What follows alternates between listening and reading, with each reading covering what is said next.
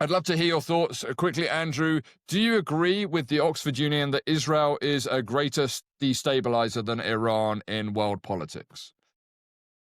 Look, that's quite a statement, isn't it? In a sense, it is. And that's because nobody wants the Jews back in the land. There is, I think the Bible talks of this as being the great end times controversy. And so you could say it's the great disruptor, actually God intervening in this world is disrupting the plans of men. And we created a system in 1945, the UN system, to create peace and security in the world.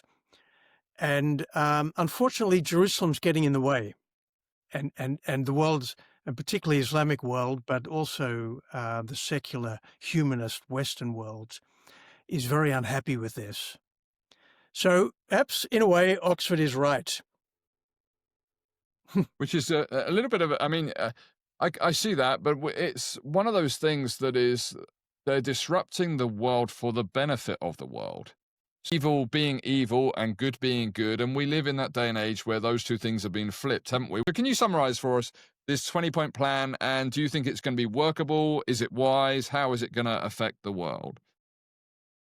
Well, first of all, thanks for having me on the show. It's good to be with you. And we are living in a very, very interesting moment in history.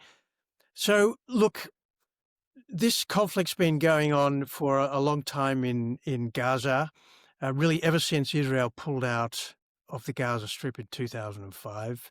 Of course, it goes way, way, way back, much longer than that. But when Hamas came to power in 2007, they kicked out Fatah and basically took over the Gaza Strip. And then after the attack, the invasion really of Israel on the 7th of October, 2 years ago, we've had a war. And I think everybody has kind of realized that this is a war with no end. For all the best intentions, Israel said it had two main war goals. One was to free the hostages, and the second was to eliminate Hamas as a military threat. And that's perfectly justified under international law to do that.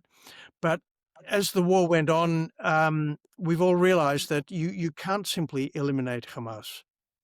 So President Trump steps in really in September